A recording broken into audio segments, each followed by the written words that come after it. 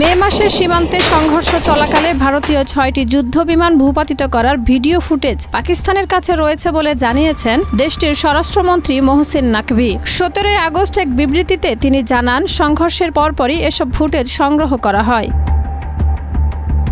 তবে ভারতের দাবি, কাশ্মীরের পহেলগামে সন্ত্রাসী হামলায় পাকিস্তানের সংশ্লিষ্টতা রয়েছে। এর জবাবে ভারত ৭ থেকে ১০ মে পাকিস্তানের কয়েকটি স্থানে সামরিক অভিযান চালায়। পাকিস্তান পাল্টা হামলার দাবি জানিয়ে বলছে, ওই অভিযানে তারা ভারতের ৬টি যুদ্ধবিমান গুলি করে নামায়, যার মধ্যে ফরাসি নির্মিত রাফায়েল বিমানও ছিল।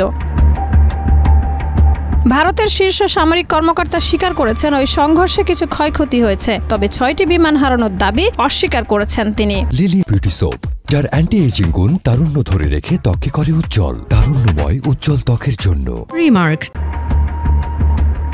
স্বরাষ্ট্রমন্ত্রী নাকভি বলেন, আমাদের গোয়েন্দা সংস্থাগুলো আগে থেকেই জানতো ভারত কি ধরনের হামলার পরিকল্পনা করছে এবং তারা কোন বিমান ব্যবহার করবে।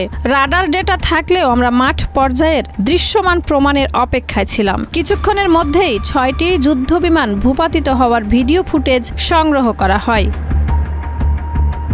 তিনি আরো বলেন, আমাদের গোয়েন্দা সংস্থাগুলোর অবদান নীরবে হলেও গুরুত্বপূর্ণ ছিল। তারা সামনে আসে না, কিন্তু বড় ভূমিকা রেখেছে। সেই কারণেই ফুটেজ থাকা সত্ত্বেও প্রমাণ হাতে না পাওয়া পর্যন্ত সরকার আনুষ্ঠানিকভাবে কিছু ঘোষণা করেনি। শাহিদা রুবি, মাই টিভি।